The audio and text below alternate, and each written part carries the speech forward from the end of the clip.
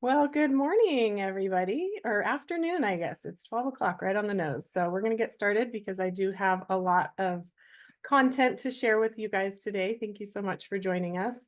For those of you who don't know me personally, my name is Shay, and I've been in the tax and financial services industry for about 25 years. I've been preparing tax returns for 20 years, and I've owned my own tax practice since 2007.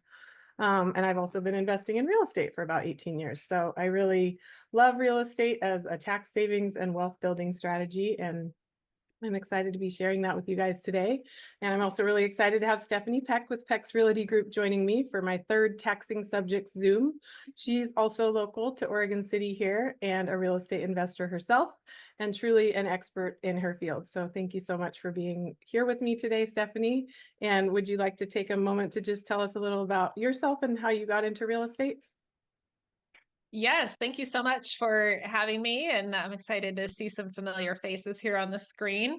This actually is perfect that we're talking about real estate investing and tax strategy around that because that is how I got into real estate. My husband and I were in the process of buying our first investment property, and we weren't really feeling like we were getting the advice that we wanted from a real estate professional, which made me see a need in the industry at that time. I mean, that was almost 20 years ago. So the industry has changed a lot since then.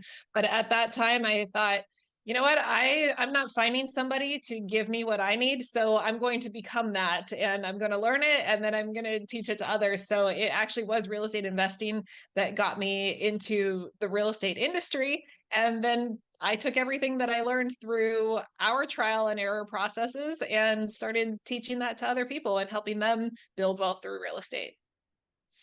Awesome. Well, that's great to hear. So today we're going to talk about a few different ways that investing in real estate can save you money in taxes. And if you have questions throughout, feel free to post them in the chat or just pipe up. It's a small group today, so I think you'd be fine to just speak up. So the most common one that most of you are probably aware of is purchasing your own home, your primary residence, or even a second home or a vacation home could potentially give you tax savings. And then the second thing we'll go over is owning investment property. This can be short-term rentals like Airbnbs, long-term rentals, or even commercial property. And then lastly, we're going to talk about the 1031 exchange. I don't know if you're familiar with that term, but we'll get into it in a little more detail.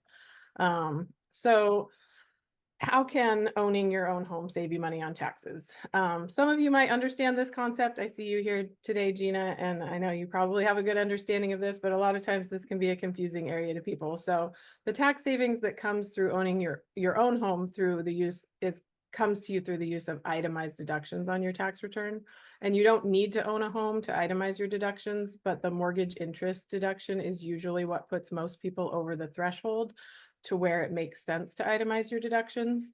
So a few years ago, I guess it's been more like 5 or so years ago, when interest rates were really low and the standard deductions were a lot lower, it was hard to, or I'm sorry, I misspoke. When the standard deduction increased, but interest rates were still low, there wasn't a lot of tax savings through buying a home. And that was hard for a lot of people because they were used to that. And then they did it and it didn't really result in much tax savings on their return itself. So if there's one good side to high interest rates right now, it's that you can go back to itemizing your deductions and saving money on your taxes in the process. So the IRS allows individuals and couples to either take a standard deduction based on your filing status and adjusted each year for inflation, or you can elect to itemize your deductions. You can do one or the other. So when you take the standard deduction on the federal return, you can still itemize on the state, which a lot of people do in Oregon because the Oregon standard deduction is quite a bit lower than the federal standard deduction. When you itemize your deductions, you deduct things like your mortgage interest, points paid when you purchased the primary residence in the year of purchase, your property taxes, some state and local taxes can be deductible, your charitable contributions, and medical expenses that are above a certain threshold. So if you combine all those things into one pot, basically, and they total more than what your standard deduction is, you can decide to itemize your deductions. So let's look at how this works in a little more detail. If you're a single taxpayer, you're entitled to a standard deduction for 2024 of $14,600, and married couples get a standard deduction of $29,200, regardless of property ownership. That's just a standard that everybody can take. So if when you add up all of those things that we just talked about, the total is more than those amounts there, then you can choose to itemize your deductions. And so just pulling some numbers from kind of current market values, let's say your mortgage is around 500,000 and your interest rate is 7%. You would probably pay for a full year of that at the beginning of your mortgage, about $35,000 in interest. Then your property taxes would also be deductible. So you add those in. Now you've got itemized deductions of at least 40,000. Could go up from there if you have charitable giving.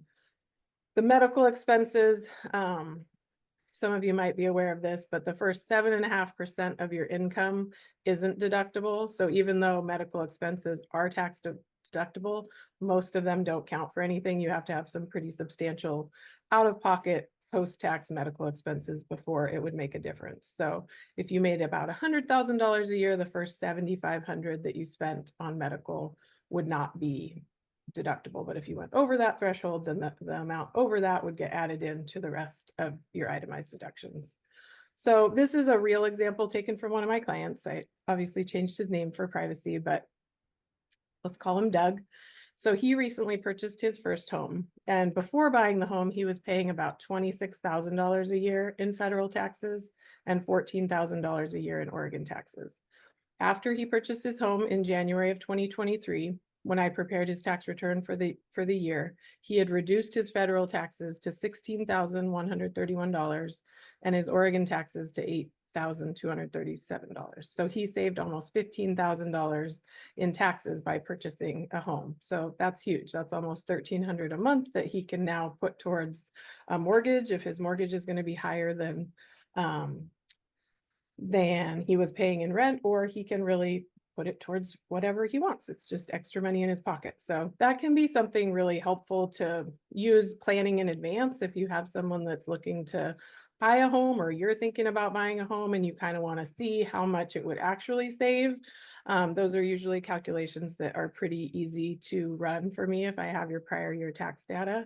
And I can coordinate with your loan officer to see how much interest you're probably going to be paying. So if you're thinking about home ownership, it could potentially be more within reach than you might realize with the tax savings that comes with it. So just to recap that, Shay, I want to make sure that I'm understanding that right. So if somebody is currently renting and they're saying, well, I can't afford any more per month, a few $100s more a month, 500, 600 more per month for a mortgage payment versus rent, we could show them this is how much you would save monthly in taxes. So they're actually really coming out ahead if they say increase their monthly payment by $500 from rent versus owning. Correct. Yep. That's huge. That's awesome. Yeah. So yeah, that was a great question, Stephanie. Thanks for clarifying that. The mortgage interest deduction does come with some limitations right now. For example, you can only deduct interest up to $750,000 in mortgage debt, which is kind of unfortunate with the cost of real estate right now. A lot of people spend well over that, but only up to 750,000 is the deductible portion of the interest. And if you do a cash out refinance and use the funds for something other than improving the home, that portion of the interest is not supposed to be tax deductible. A lot of people don't know that and continue deducting it anyway. And I've never seen it audited and disallowed, but technically the IRS code is written to where unless the interest is directly tied to the purchase of the home, it's not supposed to be deducted on your tax return. So in the past, a lot of people would do refinances and use that to buy their car or go on vacation. And that used to be allowed, but anymore, you're only supposed to deduct the interest that is associated with the home itself. So yeah, are there any other questions so far about buying a first home or a second home? You can deduct the interest on a primary and a second, as long as the total stays under 750. And a lot of times people use the second for an RV, or even a boat could qualify if it has a bed, a bathroom, and a kitchen. Amberly's got a question in the chat. What about if the cash out is used for improvements already made? I think you would be okay there. I mean, as long as it was relatively recent, you wouldn't want it to be like 5 years ago, but I did that, for example. I did some updating to my landscaping, paid for it out of pocket, but then later needed my home equity line for something else in the same year. It was around the same amount, so I deducted it. So I think you could do that. Thanks for keeping an eye on the chat, Stephanie. I don't have that screen pulled up right now, so I appreciate it. Yeah, absolutely. And so with these same calculations, maybe we're getting to that. I don't want to jump ahead. These same calculations apply to investment properties? Similar. It is similar. So yeah, that's what we're going to talk about next, is how owning investment property can also be a great way to save money on taxes. And I just wanted to mention, if you buy a property as your principal residence and live in it for a while before converting it to a rental, you can usually keep your lower interest rate on the mortgage. When you purchase investment property with that being your intention, you usually have to put more money down and your interest rate is higher. So if you're in a position where you can buy, live in it for a while and then convert and keep doing that, that can be a great strategy to keep your interest rate lower. There's many different options when you're thinking about purchasing an investment property, and the use of the property might even change over the course of owning it. The most popular types of rentals are long-term rentals, where you have tenants sign a lease and usually stay for a year or more. Mid-term rentals usually last 1 to 12 months and are popular for people like traveling nurses and other temporary work situations. So those are usually furnished. And then same with short-term rentals, things like Airbnbs and VRBOs. If you can meet certain stipulations set forth by the IRS, this type of rental can be considered a non-passive activity, which we'll discuss in more detail a little further along. But you can also purchase multifamily units and apartment complexes or commercial space such as storage units or office buildings. So lots of different options when it comes to investment property. So where does the tax savings come from when you buy an investment property? So all the mortgage interest can be deductible. There are no caps on your investment property. So if you go over that $750,000 threshold for your rental, no problem. You can still deduct all the interest. Obviously, the property taxes, any transient lodging taxes or fees, your insurance, your utilities, repairs, all of that can be deducted from the income generated. But depreciation is probably the biggest advantage to investment property from a tax savings perspective. And depreciation is definitely one of the more complicated areas of the tax code, but like the general idea of it is that you get to claim a deduction each year for the decrease in value due to wear and tear over time. So the IRS thinks that residential rental property is good for 27.5 years. I don't know how they came up with that number, but that's their number. And then for commercial property, it's 39 years. So for looking at the numbers on that, that means if your rental house, not including the land, because land isn't depreciable, but if just the structure itself cost 500,000, you would get to claim a deduction of about 18,000 per year for depreciation. So that's a deduction that you're taking against the income without probably having to spend that money, because when you first buy a property, especially on a mortgage, obviously you're paying a lot more in interest than principal. So you're probably not paying down $18,000 per year on principal. You're probably paying down 1,000 or two, but you get to take that full deduction. So this is another one of my clients who decided to purchase a short-term rental. They bought an Airbnb, or they bought a property and turned it into an Airbnb. And because they actively participate in the rental and their bookings are 7 days or less, they're able to treat this rental as like an active activity rather than passive. So usually rentals is considered passive income. And if you have passive losses on your tax return, they can only offset passive income. So if you have other rental income, or if you have interest and dividends from other investments, it can offset that income, but it can't help if you have like a W-2 job and you're trying to save money on tax there. So this particular couple, he was a high income earner and he was specifically looking for ways to lower his tax liability. So by doing this, he was able, so let me go back a little bit. Most of the time rental activity is considered passive. And if your income is over 150,000 as a married couple or 75,000 as a single individual, which is very low these days. It's one of those things that hasn't really been adjusted for inflation yet. You aren't allowed to deduct any of your losses. If your income's below that, they allow you a little bit of leeway. You can take up to 25,000 in passive losses, but most people that are investing in real estate are above these thresholds and don't qualify for that. So what that means is if on paper, the property is losing money, it's probably not going to make a direct effect on your tax return when you file. You don't lose out on it entirely. It sits there as a suspended loss. And when you sell the property, or if you have a year where your income falls under those thresholds, you can take the losses then. But if you're looking to maximize your tax savings now, and you're able to classify the activity more like active participation, it's more like a business than just a side rental thing that you're not having to do a lot with. Then once you take into account the depreciation and stuff, if it's losing money on paper, that loss actually offsets your other income. So if you're working a W-2 job and you're having tax withheld to cover your taxes, when you file your tax return and you subtract out the rental loss, you're probably going to get a pretty substantial refund. So let's see, I think I have his exact numbers here too. So before purchasing the investment property, they were paying around $7,000 in federal and $6,000 in Oregon taxes. They have 2 kids, so they qualified for the $2,000 child tax credit each. So that's why their tax liability looks low to begin with.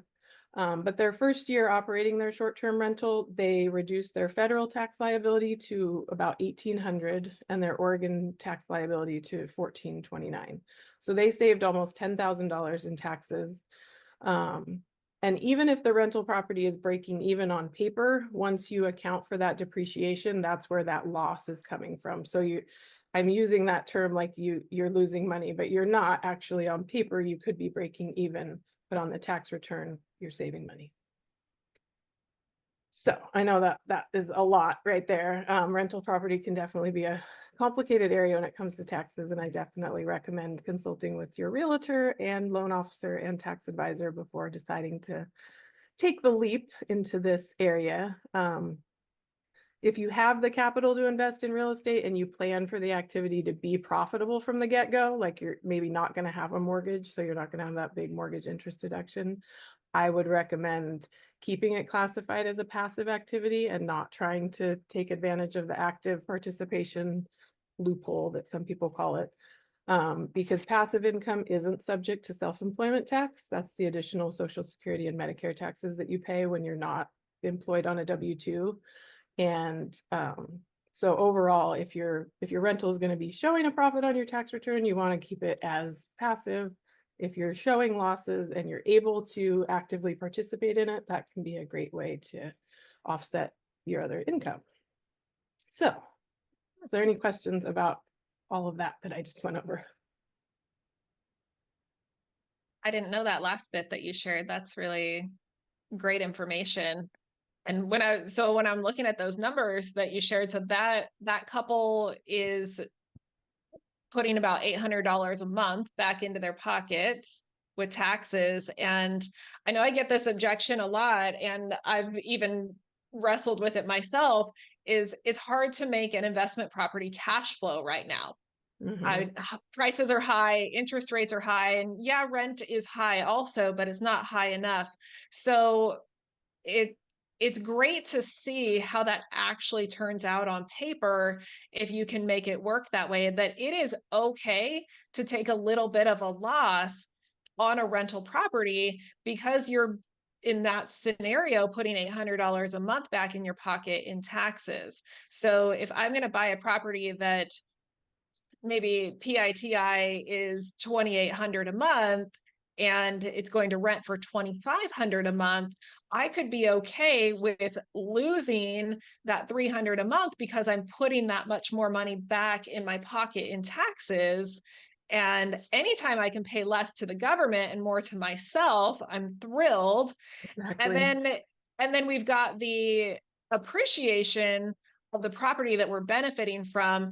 I mean, your mortgage payment will stay the same, possibly even go down if you refinance after you've paid some off, or interest rates have gone down. So that $2,800 a month mortgage could, in a few years, look more like a $2,500 a month mortgage, and then rent has gone up, so that $2,500 a month in rent now looks like 28. So in the course of a few years, you shifted from I'm losing money on this property to now I'm profitable on this property, and I probably have $50,000, $100,000 of equity, and I've paid less money to the government. I mean, Win, win, win, right?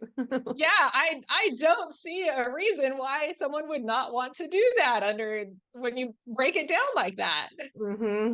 Yeah, and this particular couple, their property that they bought was a little cabin up on Mount Hood, so close enough that they can use it themselves. Now, technically, if you use your rental for 10 days or like more than 10% of the rental days, there's some specific guidelines by there. So if you're using it for personal use too much, you can lose out on some of these tax savings. But if every time you visit your rental property, you do some work on it, which is pretty likely that you will, especially if you're renting it out. There's going to be little things that need to be fixed. You can go enjoy it yourself, do a little project here and there when you're there, and not have to claim those days as personal use days. So now not only do you have all this tax savings, but you have your own little Airbnb that you can use when you want to go on vacation. Yeah, and write off your transportation to get there, and maybe some meals. I don't know. I'm spitballing here, but I know that I mean we have a short-term rental out of state. So when we travel to that state to maintain the property, Mm-hmm. we're taking the deduction of our flight and some meals and our rental car, and a portion. I mean, we look at that, like how much fun did we have and how much work did we do? But what a great way to get some tax benefits from a mini vacation and do a little bit of work and call Yeah. it a vacation. Yeah, definitely. So if you're going to purchase investment property out of state, make it somewhere you want to travel. Yeah. So the last tax saving strategy I wanted to share with you today is called the 1031 exchange. I see a lot of familiar faces here. How many of you are familiar with the 1031 exchange? Can I just see a quick show of hands? So when you sell an investment property, you usually will owe tax on the capital gain, which is the difference between what you bought it for or your basis in the property and then what it sells for. If you can, really with any investment vehicle, whether it's real estate or stocks, if you can hold on to it for more than 1 year, so not 365 days, but 366, or on leap year, 367, you pay the long-term capital gains rates, which are usually a lot lower than your regular income tax bracket that you're in. So if it's a short-term capital gain, 1 year or less, you'll be taxed on the gain at your ordinary income rates. But if you can hold it longer, sometimes if your income's low enough, you can even get the 0% right now long-term capital gain rate, but more likely it's going to be around 15%. However, if you want to avoid that tax entirely and have more money to invest back into another property, that's what the 1031 exchange allows you to do. So you essentially sell one property and invest in another or multiple properties. You don't have to have it be one for one, but it has to be an investment property for an investment property. So you wouldn't do this with your primary residence. I didn't really talk about that, but with your primary residence, you can sell that. As long as you've owned it and lived in it for 2 of the last 5 years, you can exclude up to $250,000 per person, $500,000 for a couple. So usually you're not going to be paying capital gains tax on your primary residence anyway. So this strategy would just be for an investment property. So if you had bought a primary residence and converted it to an investment property, then you could do the 1031 exchange. And essentially what you're doing is rolling the gain from the first sale into the second. So eventually when you sell the second property, if you don't do an exchange, then you would be subject to the capital gains tax. But you could, for your whole life, keep exchanging into larger and larger investments and defer the gain indefinitely. Like I said, it usually means doing one investment property for another, but recently things like real estate investment trusts and the Delaware Statutory Trust have gained more popularity. So this type of tool, I don't know what the word is, you can sell your investment property, invest in one of these funds, qualify for the 1031 exchange, but then take a hands-off approach to managing the property. So as people get older, maybe they don't want the responsibility of owning an apartment complex or even a single family rental. They could have the option of doing a 1031 exchange into one of these investment tools and then having someone else manage it. There was one other thing I wanted to mention when it comes to that. What So, about, oh, go ahead. no, go ahead. I think I was gonna What get. about moving into the property? What if you had it as an investment property for 10 or 20 years and then you move into it and live in it for 3 years? So you used to be able to do that and still take full advantage of the exclusion. They've Mm, changed that a few years ago. Now they want you to allocate the time it was an investment versus the time you lived in it. So you could still get a partial exclusion, but probably not the whole thing. So it can mhm, help save some money in tax, but it used to be a lot more popular probably about 10 years ago when you could still exclude everything. One thing I want to mention is when you do that, any or even if, let's say, you own your primary residence, but you're renting out a part of it, and so you're depreciating a portion of your property, the depreciation portion doesn't qualify for the exclusion when you sell. So you could potentially, on the sale of a primary, have most of it be tax-free, but whatever depreciation you claimed as a deduction over the years while you owned it would have to be recaptured as income in the year of the sale. So just something to keep in mind if you are renting out a portion, or even the home office deduction on the tax return sometimes takes some mhm. depreciation that needs to be recaptured. Okay. I did also want to mention that Oregon taxes your income as a resident regardless of where the money is earned or generated. So if you're thinking about investing out of state in real estate, it might be beneficial to shop in one of the 8 states that doesn't have their own income tax. Some states are really low. It might not be a big tax hit, but it would be the hassle of having to prepare another state tax return every year when you do your taxes. So the states that don't have income tax are Alaska, Florida, Nevada, South Dakota, Tennessee, Texas, Washington, and Wyoming. So not really any of the super fun states, but Texas could be fun. Is that where you invest, Stephanie?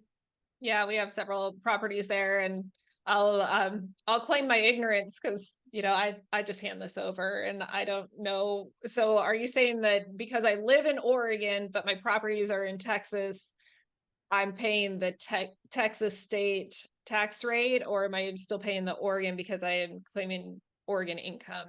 You're paying tax on the income here in Oregon. And if your Okay, that's what property I was thought. in a state that also had tax, like if it was in California, then California would want a piece of that too. So you'd have to pay Oh, California as well. But since you're in a state that doesn't have income tax, you only pay Oregon and you don't have to pay Texas. But you probably yeah. pay higher property taxes, I would guess, there since there's no income tax. I mean, they have to make it up somewhere. Yes, that is the case. And so you got me excited for a second there. I'm like, wait, do I only pay Texas state taxes on that income? And I pay it because I live in Oregon. But that's great information to know that in some states you would pay double, is what you're saying. You'd pay for both states in Mhm. some way. A lot of times there'll be a other state tax credit, so it might not end up being double tax, like whatever Mm, you pay to the state that the property's in. Oregon could give you a credit for that, but it's still the hassle of having to do 2 tax returns. So hmm. it's just Yeah, something. Okay. I was going to ask that, Shay, because I have a rental property in California. I moved up to Oregon about 14, 15 months ago. And so it was our primary, and we decided to start renting it out. And so last year was my first year of dealing with filing both, as well as moving and everything else.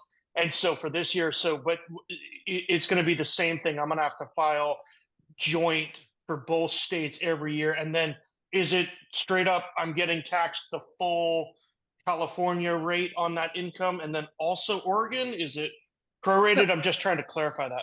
So I believe for California and Oregon, you would be assessed California tax, and then you would get a credit against your Oregon state taxes for what you paid to California. So you wouldn't actually pay more. It would just be some to one state and some to another. And you'll just want to make sure that the California return is only taxing the California sourced income, because just because you have the property there, you shouldn't be taxed on any interest that you earn, or obviously your W-2 job or your self-employment, unless you are physically going to California. California has gotten pretty strict on things. And now even if, like, if I'm servicing clients that live in California preparing their tax return, they actually want me to be paying California income tax on that. I don't know how they're gonna keep track of stuff like that, but they want our money. Yeah. In And any we way have possible, right? question in the chat is, what's the easiest way to calculate your basis on a rental property? That's a good question. So your basis is essentially what you paid for it. And when you're setting up your rental, unless it's a condo that doesn't have any land associated with it, you're going to want to do some sort of allocation between the building and the land. Usually I use the property tax statement. It'll break down those two numbers. Those are usually a lot lower than what you paid for it. So I just use the percentage that the county decides is building versus land, and then apply that percentage to what you bought it for. But essentially what you paid for it is your basis. And then as you own it over time, money that you put into it gets added to your basis, and then the depreciation or the deduction that you're taking on your tax return gets subtracted from your basis. So usually the depreciation schedule on your tax return is a pretty good indication of what you have, like what your skin in the game is essentially. But if you buy a property for 500,000 and you depreciate it for 20 years, then maybe your basis has dropped down to like 250,000. So when you sell it, instead of looking at what you earned and subtracting what you bought for it, you have to subtract less. So you'd subtract what was left in your basis. Does that answer your question? And then Cody is asking, if you move and turn your primary residence into a rental, does the typical 27.5-year depreciation schedule begin at that time? Yep, it begins at the date that you place it in service as a rental. So if it's ready to go, ready to rent on January 1st, but you don't actually get a renter in there until March, you can start depreciating it as of the date that it was available. And when you do that, your basis is the lower of what you paid for it or fair market value at the time. So it's usually always what you paid for it, but like during some of our market crashes that we've had, some people have had to take a lower basis for depreciation than what they paid, because at the time they converted it, it was worth less. Okay. So I'm curious your opinion on this, because I do always caution my clients when they have had a primary residence and then they're going to turn it into a rental in order to buy something else, that they are essentially taking that equity and making it now taxable equity. Any thoughts on that? Best ways to calculate, best practices, or what should somebody be looking out for? I mean, it's great to have something that has that lower interest rate, keep the payment low, be making some money. But is it true to say that if I have $250,000 of equity in my primary residence, and I put a renter in that house for 2 years, now that 250,000 of equity is taxable? I usually try to get people to, so if you convert it to a rental, you can still use the look back period of 5 years. So if you owned it and lived in it 2 out of the last 5 years, so potentially you could rent it for 2 to 3 years. You wouldn't want to push it right up to the deadline because you could miss it. But if you can still meet that, then you could still take advantage of the exclusion. And you don't have to do prorations if that's the case. You do, if you took depreciation, you have to take that into account, but you could still potentially take basically the full exclusion.